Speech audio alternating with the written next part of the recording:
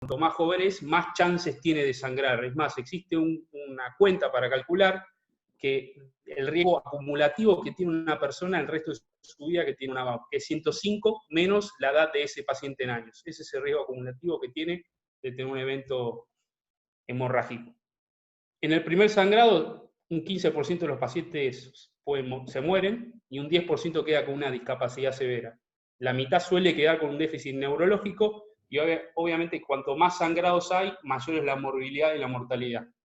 Hay que tener en cuenta también que las MAP puede generar, es igual en menos del 2% de los casos, déficits neurológicos progresivos por un fenómeno de robo vascular. Como la MAP tiene tanta aferencia de sangre, genera un hipoflujo en áreas funcionantes. Eso es el fenómeno de robo. Acá en esta diapositiva se ven los tipos y subtipos de la MAP. Obviamente que no todas las MAP son iguales, es más, cada MAP es única, pero este hombre ha notado que existen patrones que se repiten. Básicamente los tipos son 7 y los subtipos son 32. No es la idea ver cada uno, pero es entender cómo él los analiza. Los tipos son las frontales, las temporales, las parieto-occipitales, profundas, ventriculares, severosas y del tronco. Esto es un poco de fotografía para entender más o menos esta descripción anatómica. Estos son cortes coronales de los 5 tipos que existen frontales: la lateral, la medial, la paramediana, la basal, la silviana. Estas son las temporales: la lateral, la basal, la medial, la silviana. Este es un corte coronal del polo temporal visto de arriba, que en cierta manera nos da a entender cómo los subdividió y es bastante anatómico. Acá arriba vemos la lateral, acá vemos la basal, acá vemos la mediana y acá vemos la silviana. Con respecto a los 4 tipos parieto-occipitales, los conceptos son bastante parecidos: la lateral, la medial, la paramediana y la basal. 4 tipos ventriculares: la del cuerpo calloso, la ventricular, la del atrio, la del asta temporal, y 4 tipos de MAP profundas: la que es exclusivamente silviana, una insular, la de los ganglios basales y las talámicas. Tanto las talámicas y las ganglios basales se subdividen en 2, pero bueno, son detalles más que otra cosa. Para tener en cuenta que las MAP de la fosa posterior tienen un comportamiento distinto de las supratentoriales. Suelen representar el 20% de las MAP y el 90% se presenta con sangrado. El sangrado es mayor, la morbimortalidad también es mayor y tiene más asociación a aneurismas intranidales, lo cual es un factor de riesgo de ruptura. Acá tenemos la del anterior midbrain, la del posterior, las pontinas anteriores, laterales, las medulares anteriores y laterales. Y por último, las cerebelosas, la suboccipital, la tentorial, la vermiana, la tonsilar y la petrosa. Esto está un poco desactualizado, él actualmente tiene 900, pero lo que me llamó bastante la atención es a tener en cuenta de que casi las 600 que él tenía tratados, 200 eran MAP tipo 3 de Petzl-Martin, y eso no es un dato menor, ya lo vamos a ver viendo por qué. Esto es un cuadro donde se ve todos los subtipos y tipos de MAP que él vio en su experiencia. Las más comunes, como resultaría lógico, son las frontotemporales o frontotemporo-parietales. Cuanto más profunda o de la fosa posterior son las menos frecuentes. Algo que es fundamental en el tratamiento de esta patología es la correcta elección del paciente. Es casi lo más importante. Y para eso existen principalmente las clasificaciones, y de las más importantes o reconocidas, sobre todo por su simpleza para reproducir, es la de Petzl-Martin, donde se evalúa el tamaño, el drenaje venoso y la elocuencia. Ya todos la recuerdan. Cuanto más puntaje, más aleja de un tratamiento quirúrgico la MAP. Esto es un cuadro más o menos para que recuerden que está definido qué es área elocuente y qué es drenaje superficial o profundo. Y estas fotos son todas las distintas MAP que pueden dar por la clasificación de Petzl-Martin. Vean que en el grado 1 o el grado 5 es solo un tipo de MAP, o sea, con el juego de las 3 variables solamente te da una. Pero en el grado 3 uno puede tener hasta 4, y eso es un grupo bastante heterogéneo, porque no todas las MAP grado 3 de Petzl-Martin se comportan exactamente igual, y eso es una de las gran críticas de esta clasificación. Esto fue evolucionando como todo, y después se avanzó a lo que es la clasificación de Spetzler-Ponce, donde a las MAP de Spetzl-Martin las unen en una clase A, las unen en la 2, en una clase B, las 3, y una clase C las 4 y las 5, y básicamente define tratamiento. Las clases A, que son las Spetzel-Martin 1 y 2, se operan. Las clases C, que son 4 y 5, no se tratan. En realidad el tratamiento es paliativo, no curativo. Y la clase B, el tratamiento es multimodal, pero no define en ningún momento cuál es el tratamiento multimodal que requiere cada MAP. Y este es otro cuadro demostrando cómo ahora se subdivide un poco más homogéneamente la muestra. Otra clasificación, y que me parece relevante, es la de Toronto, porque agrega un nuevo concepto a la MAP, que es que una MAP sea difusa. No es lo mismo una MAP difusa que una compacta, y después lo vamos a desarrollar, pero difusa quiere decir que entre el nido de la MAP hay parénquima cerebral. El autor desarrolló su propia escala, que se llama Lawton-Young Grading System, o la complementaria, donde él mira otras variables, que es la edad, si sangró o no, y si es compacta o no, le dicen el ABC. Cuanto más puntos, también es peor. En cierta manera, para entenderlo, que un paciente tenga más de 40 años suma más puntos, porque si se le agrega un foco neurológico por el sangrado de la MAP o la cirugía, es menos probable que lo recupere. Una MAP que está rota es mejor para operar porque a un paciente hemipléjico, por ejemplo, no tiene nada que perder. Y si es difusa y hay tejido cerebral sano entre medio, también es peor. Y de cierta manera, lo que él hizo fue empezar a comparar su propia escala con la de Spetzel-Martin, y vio que es bastante más homogénea en lo que es el crecimiento de la morbi-mortalidad, que es lo que muestra este cuadro. Algo que por ahí en la Spetzel-Martin es muy variable porque el grupo 3 es muy heterogéneo. Y su escala también tenía un valor predictivo positivo más fuerte que la de Spetzel-Martin. Estos son unos casos interesantes para verlos y analizarlos según las clasificaciones, porque estas clasificaciones definen tratamiento quirúrgico. Esta es una MAP que está en la región posterior frontal, que el Spetzel-Martin le da 4. 4, la de Ponce, es una clase C, que clase C, recuerden que no requiere tratamiento sino observación. En la grado suplementaria también da 4, o sea, en las 3 tipos de clasificaciones da lo mismo y la conducta es la misma, observar. Pero esta misma MAP, en un paciente de 14 años y que se rompió, sigue siendo una Spetzel-Martin 4, una Spetzel-Ponce del grado C, pero en la suplementaria es un 1. Entonces, por su escala, indica la cirugía. Y esto es lo que se llama mismatch de las MAP, que es cuando una escala te indica un tratamiento y otra escala te indica otro. Básicamente lo que él fue demostrando con estos trabajos de análisis estadísticos es que su escala tiene más valor predictivo que la de Spetzel-Martin. Cuando el paciente le da un Spetzel-Martin bajo y una suplementaria alta, había más chances de morbilidad. Y cuando era al revés, o sea que su escala daba alta y la de Spetzel daba alta y la del bajo, había menos morbilidad. O sea que de cierta manera tenía más poder de certeza su propia escala. Y después generó el concepto de combinarla, ya que las dos sumadas dan 10 puntos. Cualquier paciente que haciéndole la Spetzel-Martin o la suplementaria, el puntaje 6 o menos, estaba indicado el tratamiento quirúrgico. Y acá están resumidas las dos escalas juntas para hacerlas complementarias. Hay que tener en cuenta que la radiocirugía, y como previamente dijimos que las MAP son un fenómeno dinámico, puede convertir una MAP que no es quirúrgica por Spetzel-Martin o la suplementaria en una quirúrgica. Y es acá entonces lo que volvemos al grado 3, porque es realmente el problema de la clasificación, porque es una población muy heterogénea, representa casi el 20% de las MAP. Acá están los 4 tipos de MAP que pueden dar un Spetzel-Martin 3. Y lo que Spetzel-Martin hizo fue crear una escala modificada donde subdividió las distintas variables que tiene el grado 3 en un 3 menos, 3 neutro diría yo, 3 más y un 3 asterisco. Y lo que se observó es que las 3 menos en realidad se comportan más como una Spetzel-Martin 2 o más cercano a eso. Y las 3 más se comportan más parecido a una Spetzel-Martin 4. Entonces, básicamente lo que definió es que a las MAP 3 menos, el tratamiento indicado es la cirugía, al igual que la Spetzel-Martin 2. A las 3 neutro se individualiza. Esas son las más difíciles de decidir. Las 3 más, como se comportaban más como las 4, se observan. Y las 3 asterisco las pone así porque son muy raras.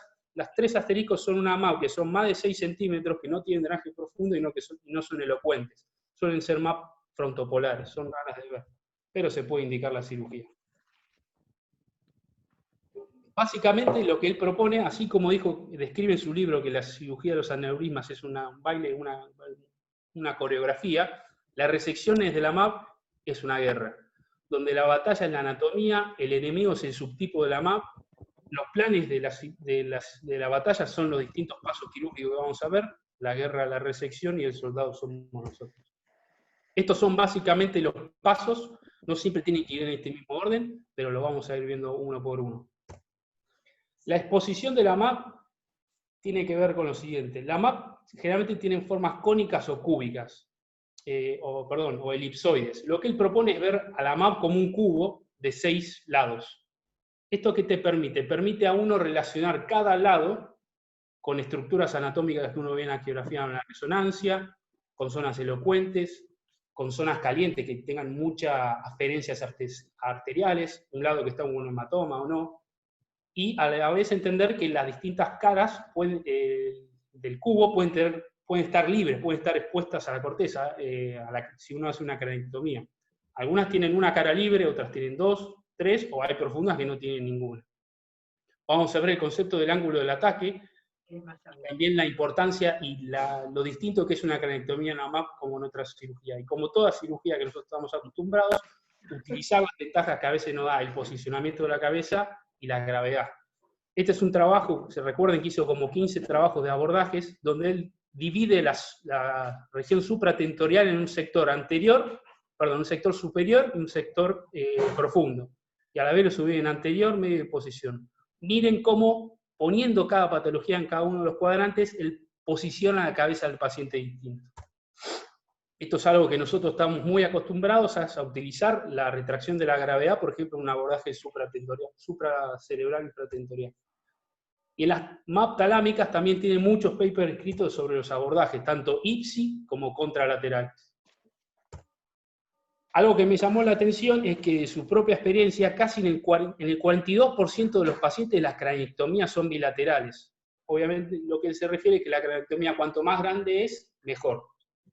Y esto es lo que le estaba diciendo del ángulo del ataque. El ángulo de ataque puede ser paralelo, esto es lo ideal, pero no siempre es lo que uno pueda hacer en MAP, por ejemplo, que están más basales. Y el otro es perpendicular, donde uno básicamente no puede atacarla paralelo al axis de la MAP.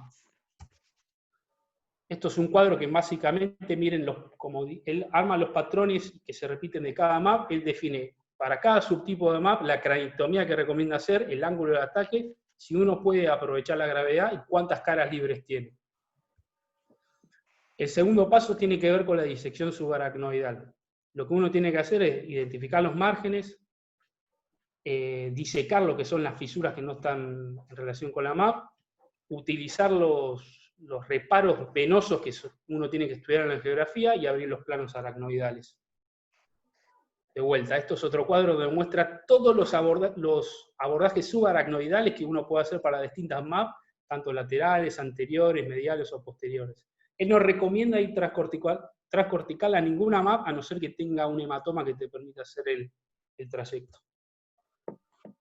Y esto lo agregué para que vean, algo que me llamó la atención, él casi nunca utiliza drenajes lumbares para evacuar líquido cefalorraquídeo, algo que por ejemplo Aaron Cohen usa mucho. Él lo que hace es disección y vaciamiento directamente en las cisternas. La angiografía cumple un rol fundamental como estudio prequirúrgico en las MAP. La disección subaracnoidal es realmente una traslación de lo que uno estudió y aprendió de la anatomía angiográfica a la cirugía.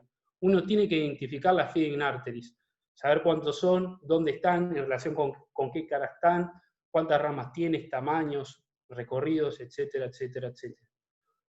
Las venas son un mejor reparo generalmente porque tienen un calibre más grande y suelen ser superficiales. Y uno también tiene que reconocer lo que son las arterias de tránsito, el pasaje o bystander, que ya lo vamos a ir a ver. De ciertas maneras, la angiografía es un mapa para el cirujano.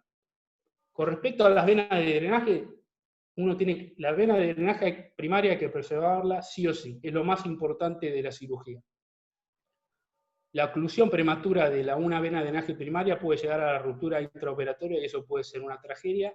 Y a diferencia de la cirugía de aneurisma, donde uno puede tener control proximal y control distal y de cierta manera arrancar con todo el plan ante un aneurisma roto, no hay maniobra de rescates. en la cirugía de las MAP. ¿Cuál es la ciencia sobre los vasos? Es poder distinguir las venas de drenaje con las arterias aferentes. Y a veces eso parece simple, pero no lo es. Ambas son rojas. Con respecto al tamaño, es una buena manera de guiarse porque cualquier vaso de más de 4 milímetros suele ser una vena. Y las ventajas que nos da la microcirugía es que podemos ver la morfología de las paredes de los vasos. Recuerden que las arterias tienen músculo y las venas no. Uno puede recorrer los vasos, sabemos que las arterias suelen recorrer los surcos y las fisuras y las venas suelen irse hacia la corteza buscando los senos, y hay otro tip como ocluirlas y verlas hacia distal. Si el vaso se oscurece, eso es una vena. Y uno siempre tiene que estar pensando antes de ocluir un vaso si eso es una vena o es un vaso, porque estos errores se pueden pagar caro. Por lo tanto, la vena de drenaje superficial es una guía, es nuestra brújula en la cirugía y también es en nuestro cuenta kilómetros porque va cambiando de color. 2/3 de la MAP tienen drenaje venoso superficial. Y esto también complica ciertamente la cirugía en las MAP que tienen mucha superficie abajo de la corteza, porque cuando uno va disecando hacia la profundidad, corre más riesgo de lastimar estas venas fundamentales que son superficiales, por eso siempre uno los tiene que tener en cuenta. Con respecto a las venas de drenaje secundarias, existen, uno sí las puede ocluir, pero es importante primero sacarle bastante input arterial antes de hacerlo. Y esta pregunta que me hago fue algo que siempre pensé, es ¿qué rol tiene la vena de drenaje profunda, sobre todo porque está en el Spexel-Martin?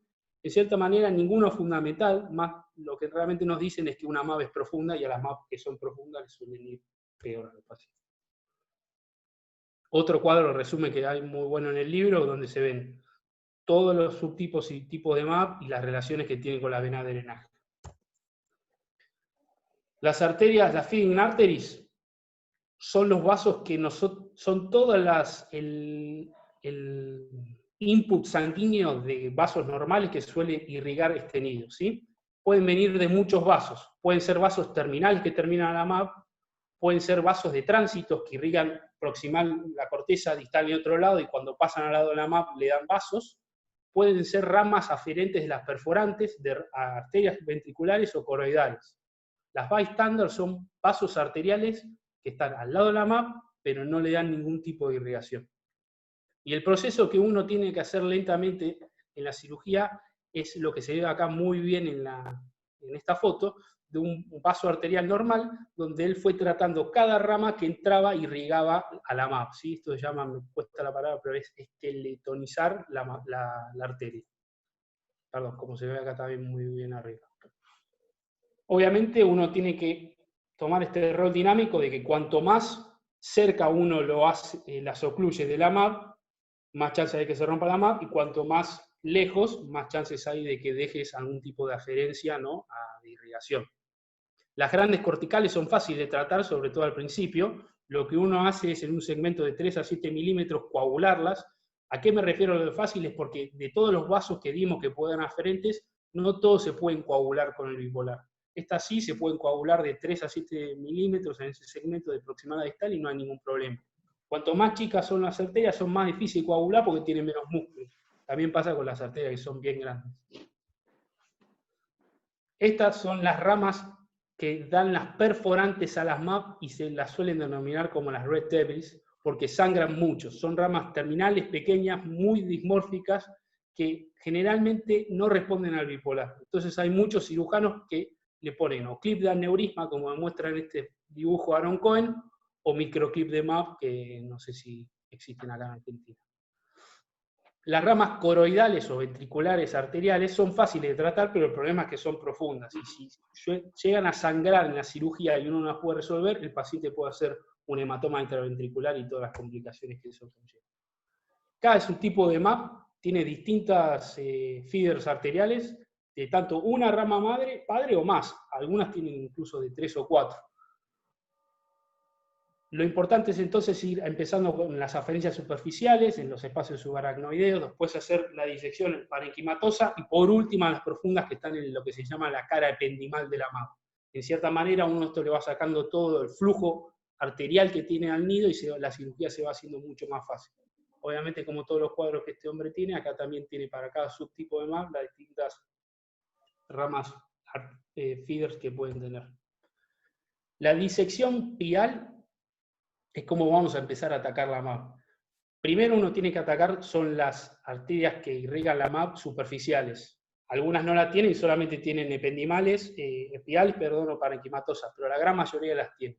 Cada MAP tiene sitios piales específicos, o sea, donde uno va a comenzar a hacer la disección pial. Y esto suele ser en la cara caliente, se le dice, la MAP, donde tiene más irrigación, ¿sí? Uno obviamente los tiene que saber antes en las angiografías, si no es muy difícil interpretarlo así en el momento de la cirugía. Algunos suelen tener una, dos o hasta incluso tres, y no siempre salen de los mismos vasos grandes. Ese es el punto inicial de ataque. Con lo que tiene que ver con la elocuencia y este tipo de cirugía, en cierta manera es bastante distinto a los gliomas. Las resonancias funcionales no suelen servir porque como esta es una enfermedad también hemodinámica, por decirlo de cierta manera, y la resonancia funcional se basa en fenómenos hemodinámicos, suelen ser insatisfactorias. El mapeo intraoperatorio en pacientes despiertos por estimulación lo hace muy poco, en menos del 3% de los pacientes, pero tiene algunos papers hechos, sobre todo porque las MAP son cirugías largas y difíciles de tolerar.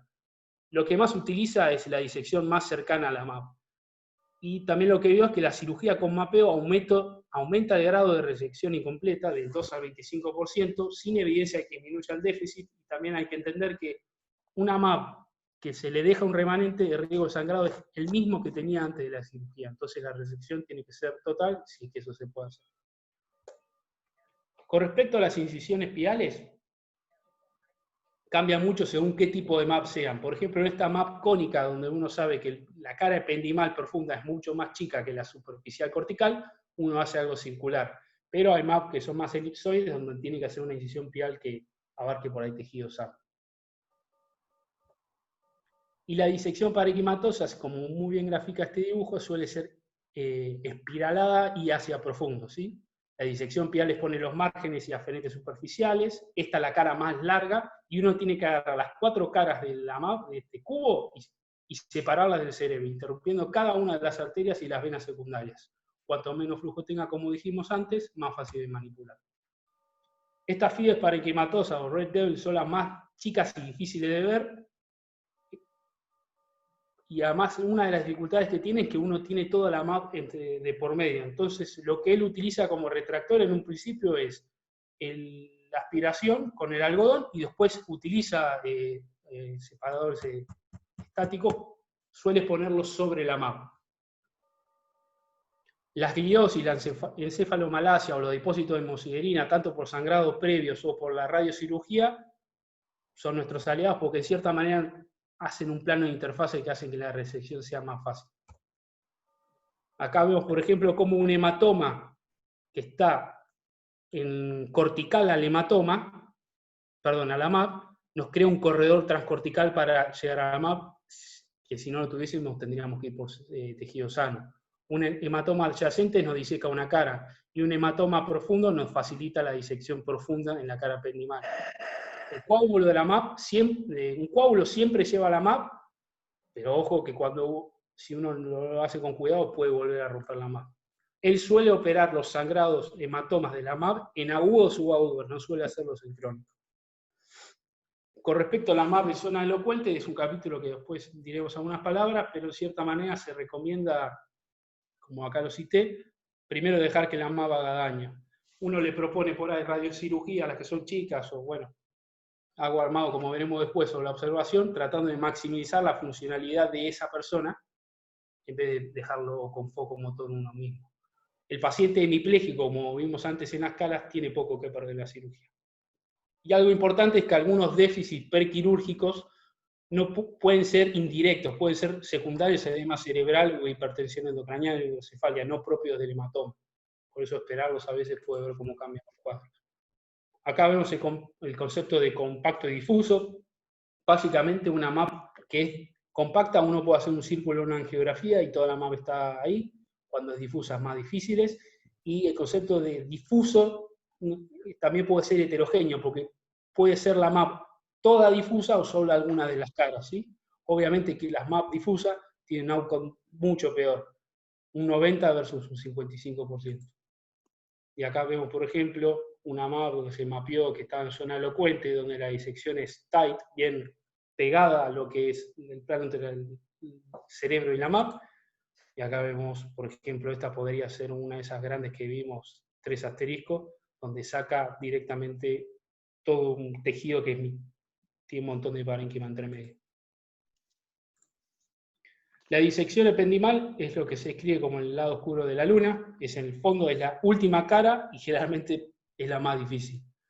Es difícil de ver sobre todo porque uno está bloqueado por el nido y además a los costados tiene las perforantes parenquimatosas, abajo las profundas y las coroidales que siempre suelen sangrar.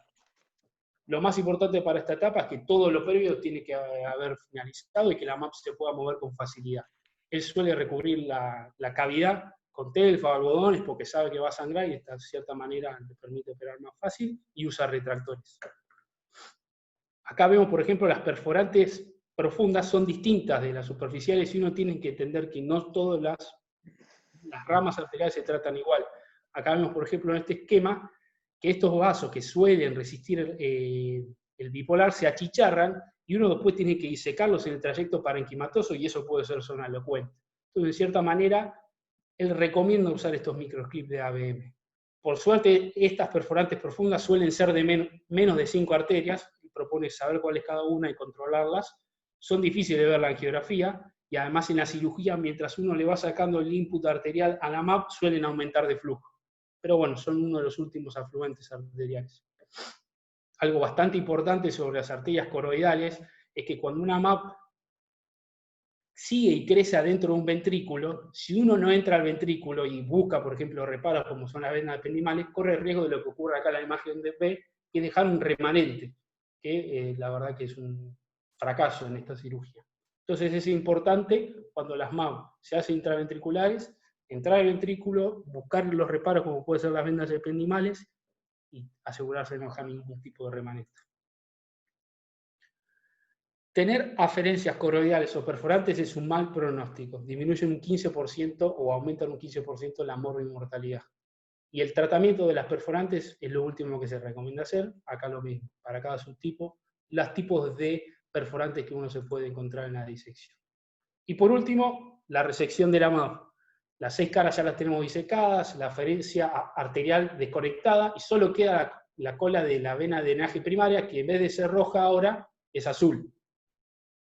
Si la vena continúa siendo roja, eso es una bandera roja de que hay alguna arteria que nosotros dejamos, o por ahí dejamos algún remanente. Entonces uno tiene que movilizarla, le dice la maniobra de rollout, girarla para todos lados, chequear todas las caras y asegurarse de que antes de ocurrir esta vena de drenaje no tenga ningún tipo de aferencia arterial. Sangrado venoso retrógrado, nada, es un tip para saber que cuando uno corta la vena de drenaje primario puede venir un sangrado venoso. Uno puede usar un clip de aneurisma bipolar y tiene que ver también el color de la vena, del sangrado, ¿no? Porque el color es bastante, en cierta manera, alcahuete, perdón por la palabra, pero si el color es rojo, puede ser un vaso residual. Si es azul, de la vena que nosotros estamos tratando. El sangrado persistente después de sacar la MAP es una bandera roja. A diferencia de otras cirugías, nunca se puede hacer un packing e irse. Siempre que hay sangrado, uno tiene que sospechar resección parcial y tiene que mirar todas las caras, sobre todo la ependimal, los puntos ciegos, los márgenes difusos, buscar algún tipo de remanente o a una arteria feeder que nosotros no tratamos. Algo que dice que suena lógico, es mejor tomarse 10-20 minutos extra chequeando que reoperar a un paciente a la madrugada. Con respecto a la postoperatorio inmediato, suele haber hemorragias. Las feeders que tratamos con los microclips se pueden reabrir, por lo que él recomienda que los pacientes que tenían más de 5 perforantes profundas o que la cirugía fue atípica pasen la noche intubados para evitar maniobra de Valsalva y que los terapistas le manejen estrechamente la tensión arterial. Siempre hace una angiografía postoperatoria en la misma internación para confirmar la exéresis total. Y si hay un remanente, no importa qué tan chico sea, él les propone la recirugía en la misma internación, a no ser que tengan mucho edema por hipertensión endocraniana. La radiocirugía, la embolización en las resecciones residuales no sirve. El sangrado es inevitable, sobre todo en las arterias coroidales o parenquimatosas, pero uno siempre tiene que tratar de tener un concepto de absoluta hemostasia. Si hay algo que sangra, hay que buscarlo, exponerlo y controlarlo. Interpretar, ¿el sangrado es venoso? ¿El sangrado es arterial? ¿El sangrado es del nido? Si es arterial, ojo, porque un sangrado arterial te puede hacer un hematoma, intraparenquimatoso, intraventricular, edema, disminuye el corredor de trabajo, pero siempre uno tiene que estar atento de qué es el vaso que está coagulando. Y el problema con lo venoso es que puede ocurrir en cualquier etapa, porque incluso en la craniectomía, porque a veces las venas de drenaje primario tienen dentro de lo que es la diploe del cráneo algún vasito afluente. Cuando una vena sangra no se la puede coagular, porque cuando uno coagula lo que está haciendo es obstruyendo ese drenaje. Algodón, agua, esperar, Sufrigicel, de cierta manera tienen que parar la hemorragia sin ocluir el vaso. La ruptura de la MAP es sinónimo de una catástrofe intraoperatoria, y esto ocurre cuando hay una oclusión inadvertida del drenaje venoso, como hemos dicho. Hay un intervalo que no sabemos cuánto es, impredecible entre la oclusión y la ruptura, pero lo que pasa es que empieza a aumentar lo que es la presión intranidal, la MAP se pone intensa, empiezan a sangrar todas las feeding arteries, porque son vasos anómalos, y el sangrado es completamente napa y homogéneo, no es algo que uno pueda coagular. Lo que uno tiene que saber es tener la experiencia para reconocer que esto está ocurriendo o ocurrió, y pasar a lo que se llama la resección comando, que es un último recurso. Solamente uno lo hace cuando se ocluye la vena. Lo primero que hay que hacer es ocluir la vena para empezar a movilizar la MAP y buscar hacia profundo de esas 4 o 5 grandes arterias aferentes importantes. Luego uno saca la MAP y después se puede tomar el tiempo para en el lecho quirúrgico tratar las distintas pequeñas arterias aferentes. El problema, como bien todos sabemos, que de una cirugía meticulosa y estratégica pasamos a algo que es un caos frenético donde uno tiene que apurarse porque si no las consecuencias pueden ser muy catastróficas. Con respecto al tratamiento multimodal, es bastante distinto el rol de las otras terapias en las MAP en relación a los aneurismas. El tratamiento de las MAP es multimodal. Fíjense que este cuadro es cómo él trata las MAP. Es muy poca las MAP que solamente opera, menos del 8% de las MAP solamente recibe un tratamiento quirúrgico. La gran mayoría recibe un tratamiento multidisciplinario, ¿sí? La cirugía sola la realizan en urgencias, hematomas MAP que sangran y caen a la guardia. La embolización sola es curativa, no baja chance de porcentaje, de 10 a 15%, pero esto está aumentando por los nuevos agentes que están utilizando. Pero a la vez que aumenta esto, también aumenta la mortalidad de este tipo de tratamiento, porque las complicaciones son la perforación arterial, la disección de los vasos, la hemorragia, los infartos. Lo que sí es útil la embolización es en los fenómenos de robo vascular para sacarle bastante flujo a lo que son las MAP. La radiocirugía, sobre todo en nidos chicos que no son operables y de alto riesgo quirúrgico, las dosis son proporcionales al volumen o tamaño de la MAP y pueden hacerse tanto en una sesión, o lo que es más común en las MAP grandes, en maneras volumétricas divididas. Se divide el nido en 2 o 3 componentes y son tratados en sesiones. Y esto lo importante es que tarda mucho tiempo. Cada sesión suele ser tratado cada 3 a 6 meses de cada componente. De las MAP grandes que son irradiadas, solamente 1/3 se obliteran y en 2/3 reducen su tamaño. La radiocirugía de la embolización no tiene ventajas y sí tiene desventajas, así que no sirve. Y la microcirugía de salvataje post-radiocirugía existe y es como el ejemplo que mostramos donde cambiaba el Spetzel-Martin post-Gamma Knife. La preembolización es la herramienta más importante que refiere con respecto al tratamiento de las MAP antes de la cirugía y las hacen en la misma intervención. La embolización reduce el input arterial de la MAP, hace que los vasos sean más tolerantes y la misma al manipuleo, que las cirugías sean menos cortas y sangren menos. Las arterias son más fáciles de coagular y se ven los agentes embólicos intraluminales que te ayudan a extinguir los vasos. Sobre todo eso son útiles las MAP tipo 3 que uno decide tratar. Pero el tratamiento es individualizado, por eso uno tiene que trabajar de manera multidisciplinaria para esta patología. Cuando las MAP uno tiene que preservar la función neurológica como objetivo, que es muy raro, lo que se puede proponer también es un tratamiento multidisciplinario con las 3 patas, ¿no? Preembolización para hacerla más fácil la cirugía y radiocirugía remanente que deja, por ejemplo, al lado de un área elocuente. No es algo muy común, lo hacen un 2%. Pero hay que tener en cuenta que si uno quiere dejar un remanente, se tiene que dejar la vena de drenaje primario. Y por último, un poco del Aruba. El Aruba es lo que fue para las MAP, lo que fue el ISAT para los aneurismas. Es un trabajo que ahora vamos a ver un poco de qué trataba, que veía cómo le iba básicamente a los pacientes con MAP, si los trataban y no los trataban, y la conclusión era que a los pacientes a los 5 años les iba peor a los pacientes que trataban que a los que no trataban. Pero es un buen ejemplo para empezar, o por lo menos fue para mí, para ver, no diría letra chica, sino ver bien cómo cambia un trabajo dependiendo de cómo esté escrito o qué población se utilice o los distintos criterios de inclusión.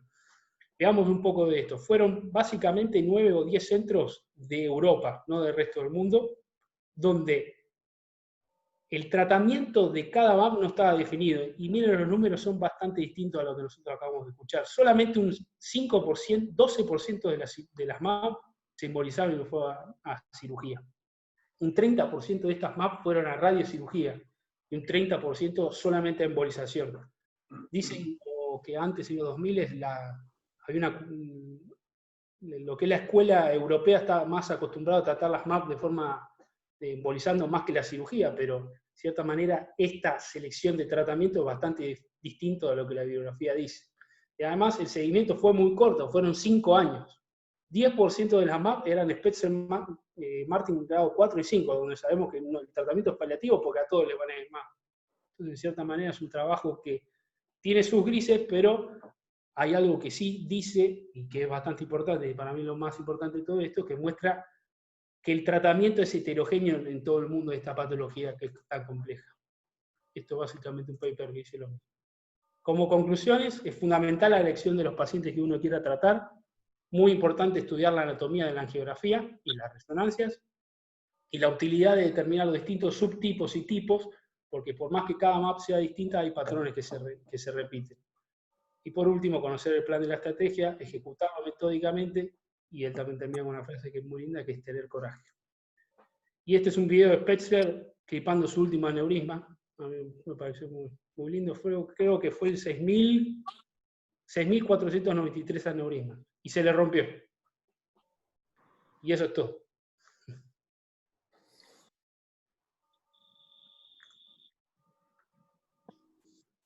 Terminé. Bueno, Tomás, te felicito. Muy completo, muy bueno. Y para mí es una de las patologías más complicadas. Cuando la subestimás, podés hacer desastres. Hay que tener muchísimo cuidado. Lo que vos dijiste, esto ha sido todo muy claro. Últimamente vos viste que decían de embolizar en algún momento dado a través de la vena, como pasó en la chica en Fleni. Para mí eso es muy riesgoso y muy peligroso. La prueba está que las venas hay que tratar de no jorobarlas. A veces podés usar la vena para guiarte y para seguir en profundidad para hacer la cirugía, pero la verdad que es una de las cirugías más complicadas. Y bueno, acá Andrés, Rubén, Salvat y bueno, el mismo Tomás pueden decir que esto para mí es una de las cosas más bravas. Bueno, Tomás, felicitaciones. La verdad que, bueno, muy clara la charla y, bueno, nos ahorraste muchas horas de lectura. Lectura, sí. Sí, la verdad que, bueno, un poco coincido con Santiago, que, bueno, las MAPs es una cirugía brava, jamás hay que subestimarla. Igual que los aneurismas, tampoco hay que subestimarlos, hay que ir preparado siempre a que puede ocurrir lo peor. A veces las MAPs te pueden llegar a sangrar todo el tiempo, o a veces te sale una cirugía prolijita que no te sangra. Bueno, ojalá todas fueran así, pero bueno, a veces puede pasar de que te pueda llegar a sangrar un poco, pero bueno, hay que tener paciencia, solucionarlo.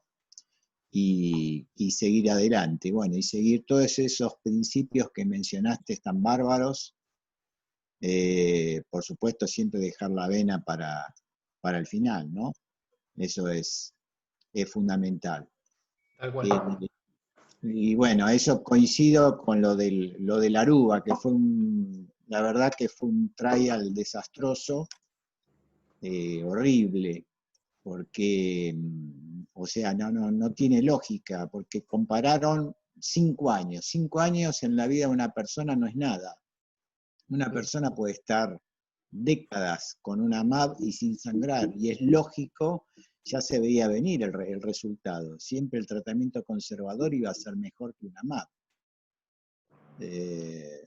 Pero bueno, eso hizo, igual que el ISAT, que bajara mucho la cantidad de clipados, y lo mismo que con las MAPs, ¿no? Que se baje.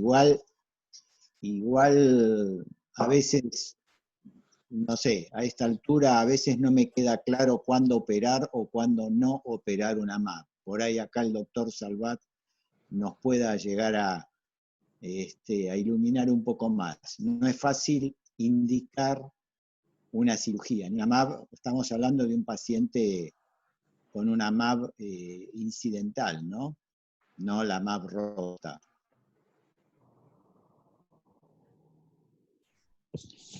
¿Qué dice, Doc?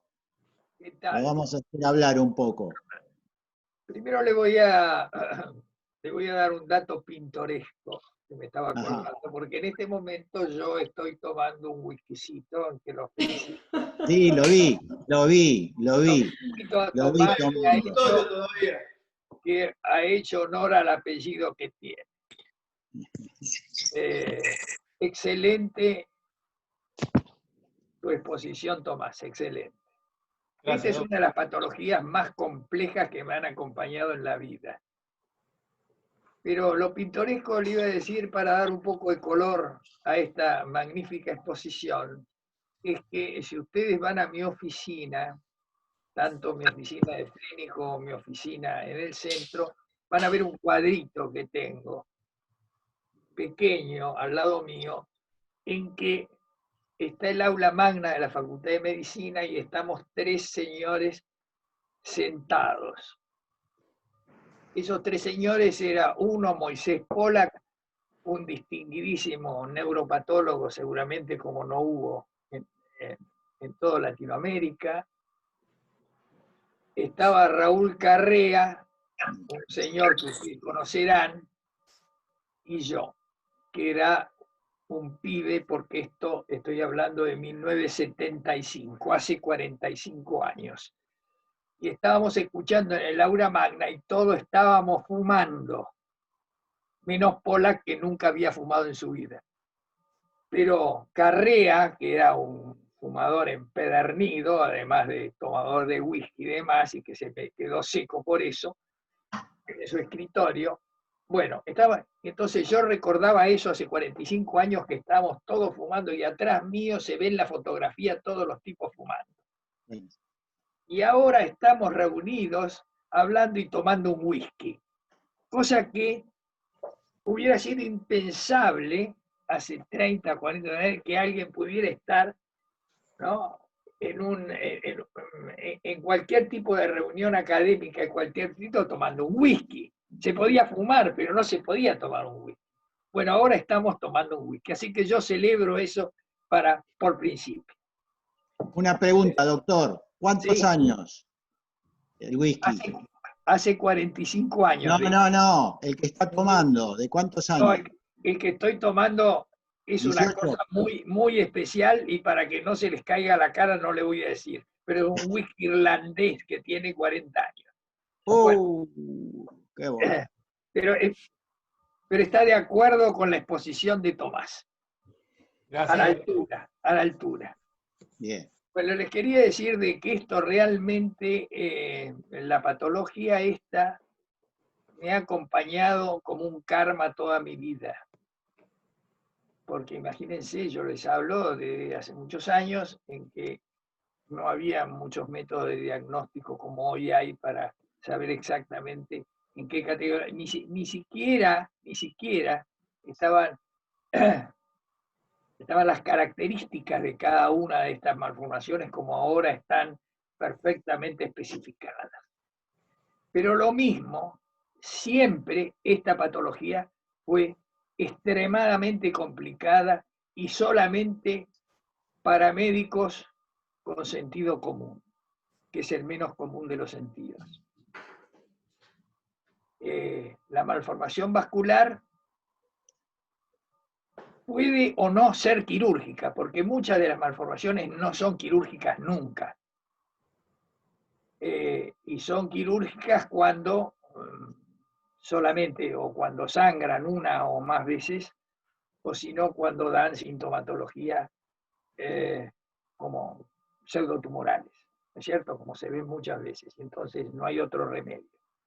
Se operan a veces cuando no hay otro remedio. Lo mismo la de tronco y todo lo demás, ¿no es cierto? Sea donde esté.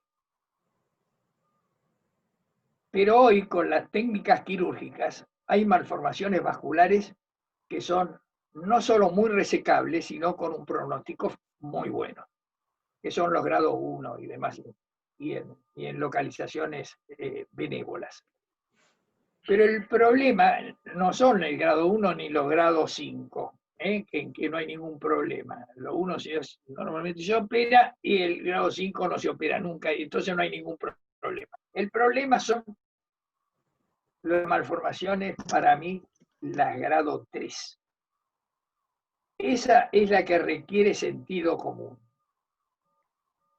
Y hay que poner en la balanza, sobre todo, las características del paciente. Las características del paciente que no son solo la edad del paciente, que es fundamental, ¿cierto? Eso desde ya, un paciente por encima de determinada edad, uno ya sabe lo que tiene que hacer. Pero en general, como estos pacientes, los grado 3, son enfermos relativamente jóvenes, entonces es un problema. Y yo les diré, además, de que esta es una patología que requiere especialización. En la época nuestra, lo mismo teníamos que operar una malformación vascular que un acústico, que un tumor cervical o un tumor periférico. ¿No? Todo. Hoy en día, en todos los servicios del mundo, esta es una subespecialidad que requiere mucha experiencia y mucha calidad técnica. Ya no es como antes que todos podían operar una malformación vascular. No es un tema para todos. Esto es mi opinión.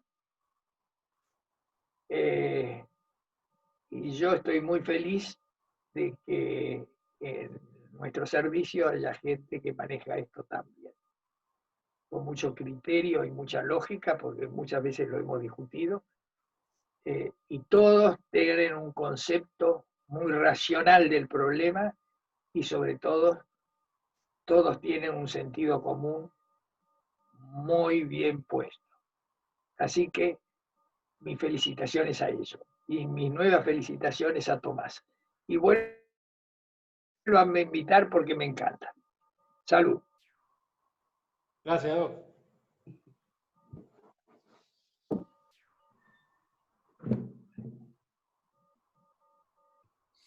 Andrés, ¿querés decir algo? Andresito, te escuchamos. Andrés. No tiene el audio, no tiene el audio cerrado, me parece.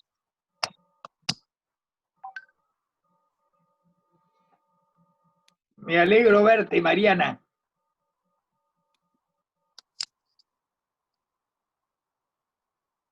Hola Jorge, quería saludarte, pero no iba a interrumpir. Andrés, ¿podés? ¿Tenés micrófono? Es el audio cerrado.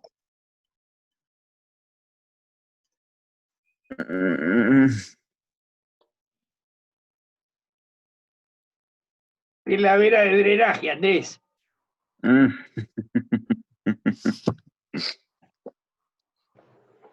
Bueno, a partir de ahora estamos habilitados a hacer Zoom con un vasito de whisky, ¿eh?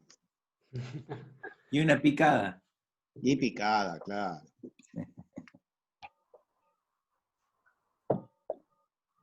¿Qué haces, Ricardo? Buenas tardes a todos. Quería agradecerles por la invitación y la semana pasada estaba con una laringitis, así que por eso no pude aportar nada. Pero muy linda la charla, Tomás. Excelente tu aporte, como decía bien Rubén. Nos ahorraste hacer todo un compendio y un acúmulo de información de los últimos tiempos. Nada, un dato anecdótico, me acuerdo que Juan y Santi nos mandaban a estudiar la clasificación, y lo primero que leí de cuando Spessler sacó era del año 86, o sea que en el 86 hizo la primera clasificación Spessler. Sí, señor.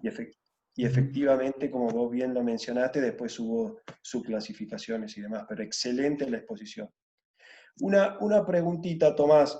Bien decía el doctor Salvat recién que obviamente las malformaciones, no importa la localización, obviamente tiene que ver con factores, digamos, un tratamiento multidisciplinario. Pero el enfoque que él da hacia las malformaciones de tronco, ¿se entiende la pregunta? ¿Él define en algún momento cuáles irían a un tratamiento endovascular más radiocirugía, por ejemplo, o a todas las expecta? No lo define. Está en la escala y que esté en tronco, generalmente igual son no quirúrgicas. Mandé chat.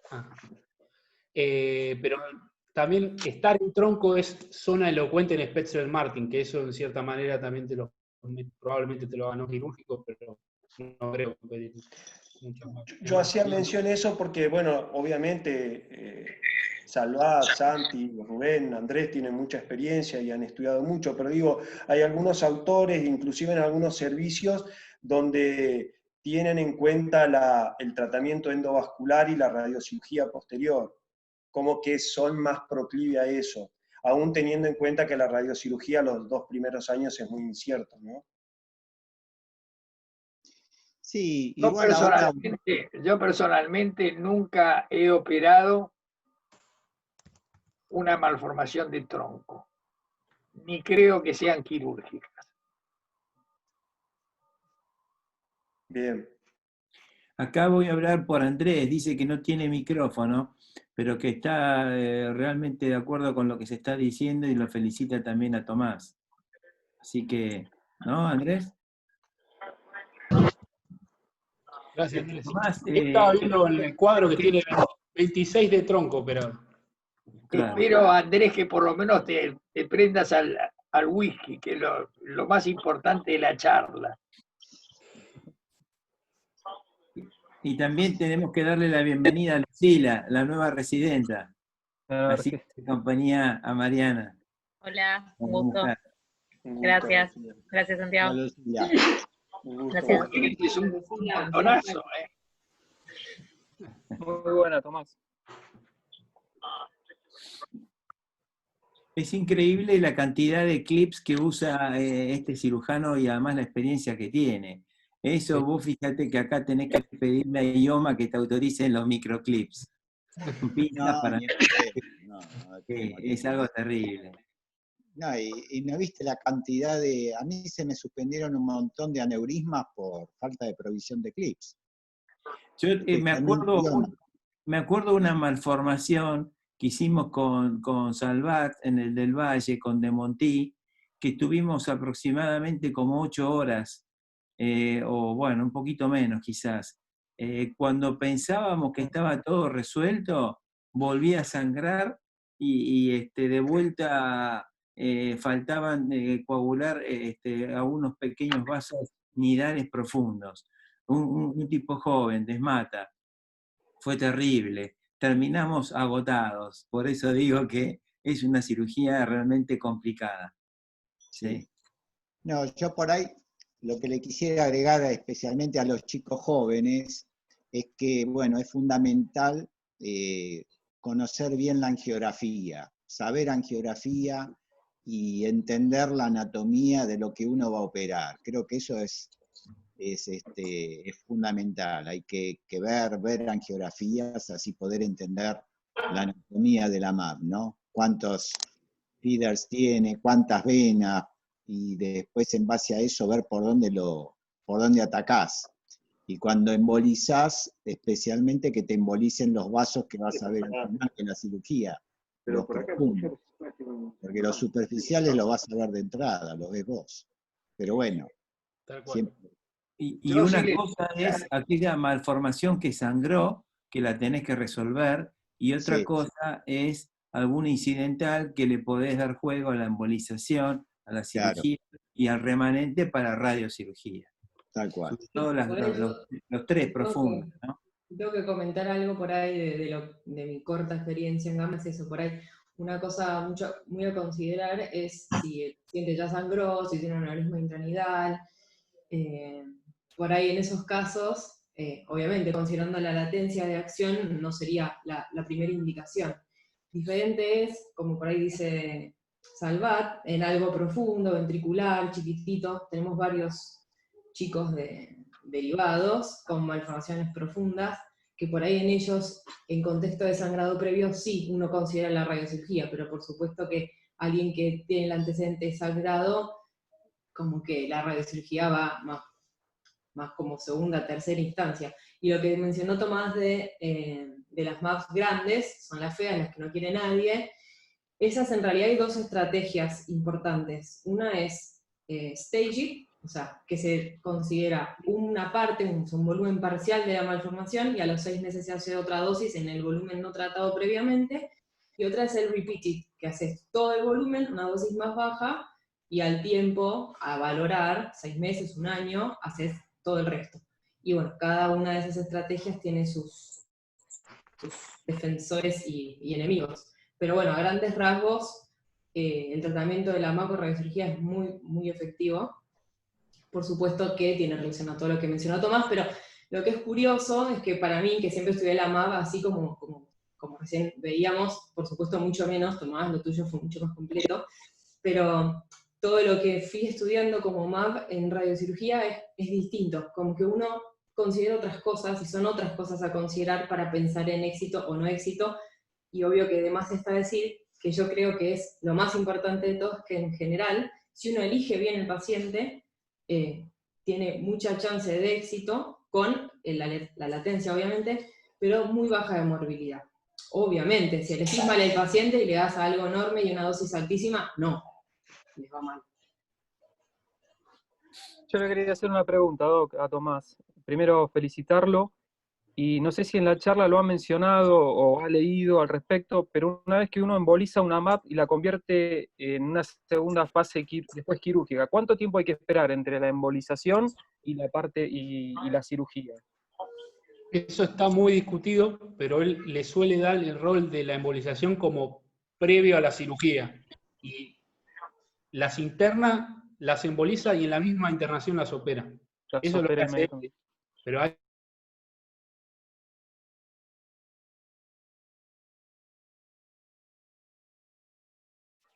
Y justo los agentes embolizantes son lo que está apareciendo como nuevo en hemodinamia. Y están tratando de ser más curativos. Yo lo que estaba haciendo las últimas es que la embolicen el jueves, se quedaba internada y después lo operamos el lunes. Que me pareció, o sea, hacerlo todo en la misma internación. Sí, si demorás mucho tiempo, es como que se vuelve a recanalizar. Y es como que la embolización realmente no ha tenido mucha utilidad o finalidad. Creo que tiene que hacerse una embolización previa y a la semana o a los 3 o 4 días hacer la cirugía, ¿sí?